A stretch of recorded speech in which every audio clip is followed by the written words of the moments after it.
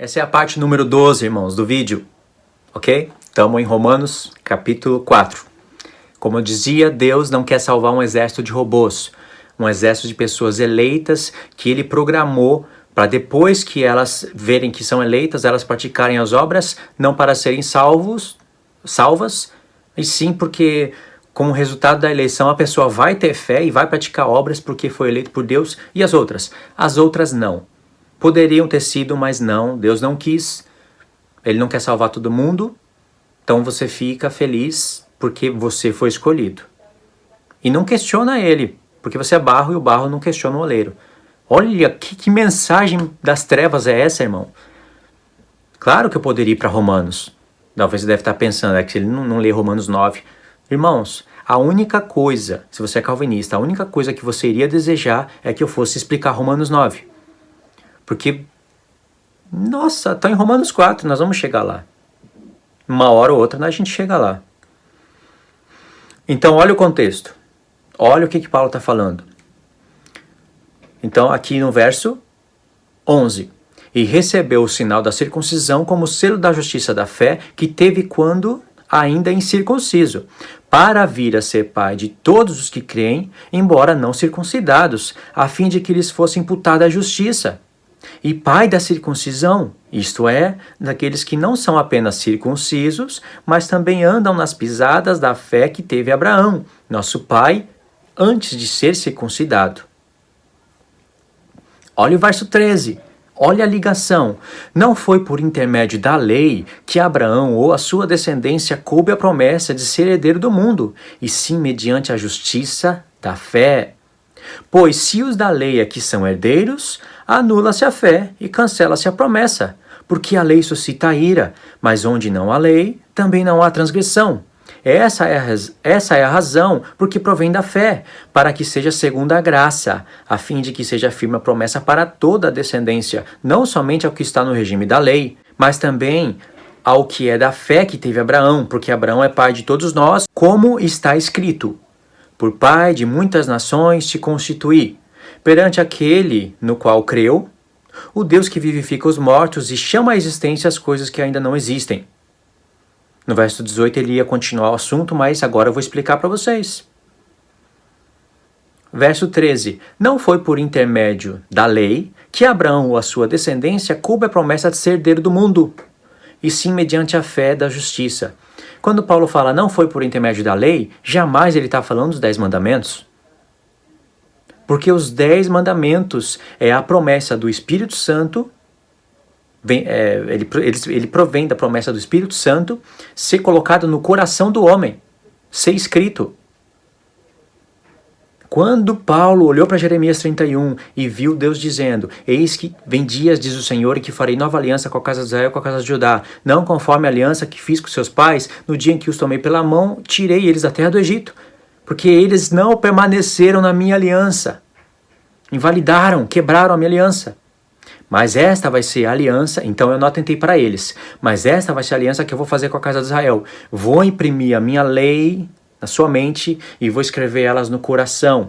Deus vai catar os 10 mandamentos que são santos e vai começar a colocar no coração de um homem carnal, dentro de um homem de carne, aonde habita o pecado e através do pecado entra a morte.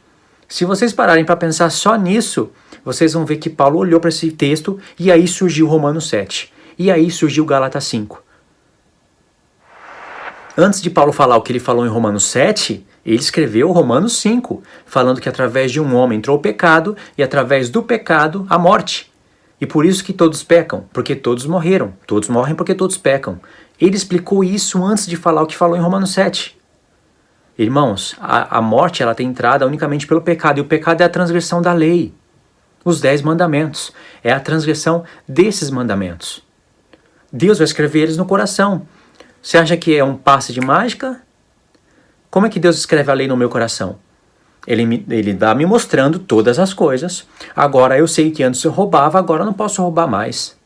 E se eu roubar?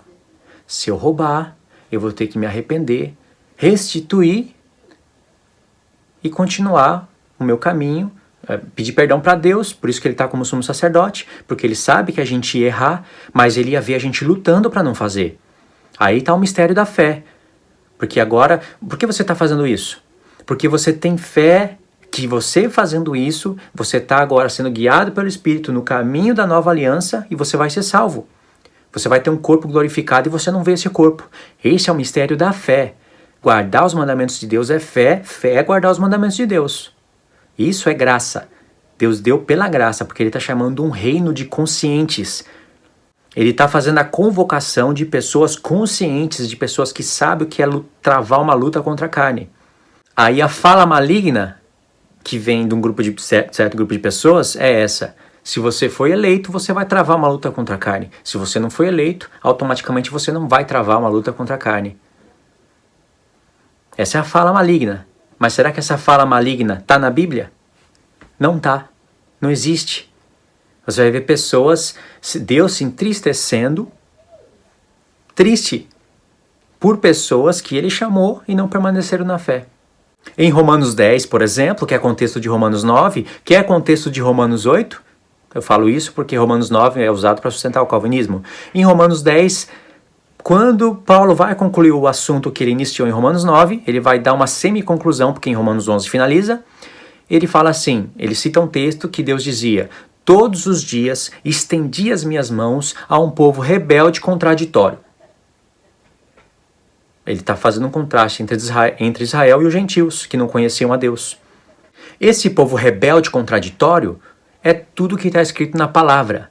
Todas aquelas gerações perversas que Deus mandava os profetas e falava: se arrependa, se arrependa, se arrependa. E muitos, a maioria, não se arrependia. E Deus está falando: eu estendi as minhas mãos. Agora pensa, se Deus estendeu as mãos dele é para salvar. Ou qual será a invenção para isso agora? Qual seria a invenção? As mãos dele é para salvar. Se todo dia ele estendeu as mãos, mas quando o povo iria pegar na mão dele, ele tirava as mãos, ou o povo não pegava porque o espírito dele induzia o povo não pegar nas mãos dele, quem é o rebelde contraditório? É Deus ou é o povo? É Deus, não é o povo. E por que Deus estaria falando isso, já que é ele que induz as pessoas a pegar na mão dele? Agora, Luiz, se Deus sabia que o povo seria rebelde e contraditório, por que ele estendeu as mãos? Porque isso tem que ficar registrado para juízo. Jeremias 7, Deus fala assim para Jeremias: Jeremias, vai lá para a casa de Israel e prega, fala isso, fala aquilo, fala vocês matam, roubam, adulteram. Olha, Deus citando os mandamentos dele. Quer dizer que ele está contra pessoas que não faziam nenhum esforço para guardar os mandamentos e confiavam no sacrifício.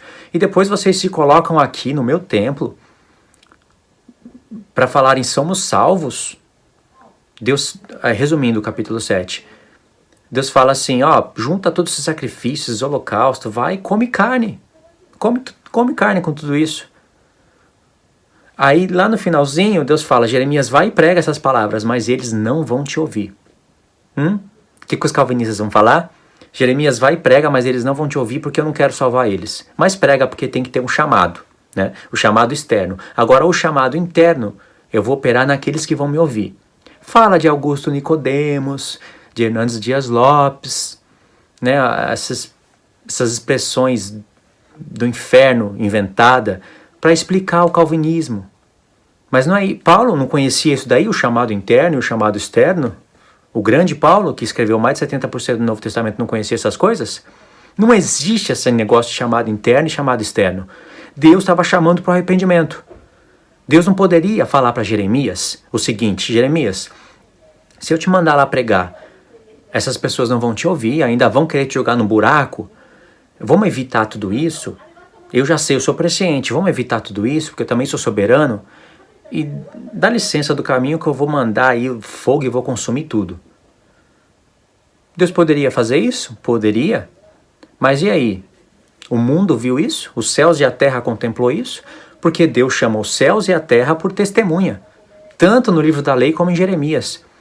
Chamo agora os céus e a terra como testemunha de que eu estou pondo os dois caminhos diante de vocês e estou falando: escolha o bem.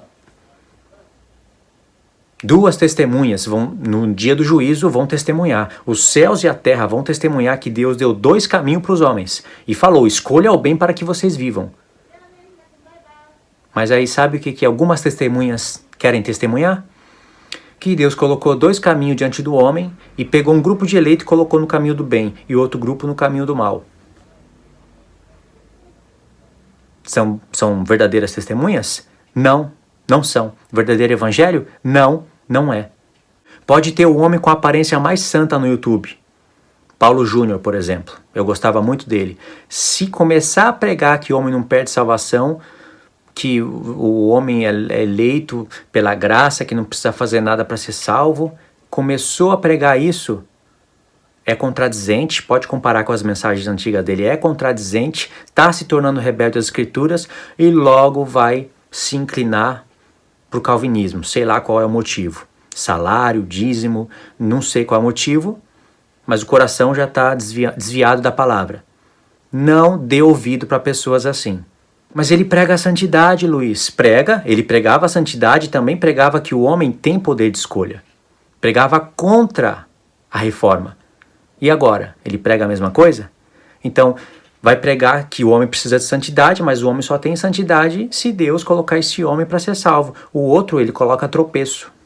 E aí o homem que foi salvo, que era pecador tanto quanto o outro, um dia, na ressurreição, vai aplicar uma condenação, porque vai julgar o mundo, vai aplicar uma condenação no outro sujeito que poderia ter sido salvo. Durante a vida, era pecador como o outro, andava errado como o outro, mas agora vai falar, ó, você está condenado por isso e por isso e por isso. Mas você só foi salvo porque Deus programou você para ser salvo, você agiu de conformidade com a eleição que ele fez antes do mundo. Eu poderia estar como você, estar como rei. Eu poderia agora estar julgando as nações, mas eu não posso. Deus só deixou as coisas rolar, ele só deixou você andar no caminho. Você nasceu assim. Infelizmente, na terra você nasceu para sofrer, para se desviar dos caminhos do Senhor, ou para nunca ter conhecido ele, e agora você ressuscitou para receber uma condenação. Quando eu falo que nenhum calvinista, morrendo calvinista, vai se assentar no tribunal de Cristo, eu falo isso com toda a consciência e estou disposto a receber qualquer condenação ou juízo de Deus se eu estiver errado. Tenho consciência do que eu estou falando. Eu sei que essas minhas palavras agradam a Deus.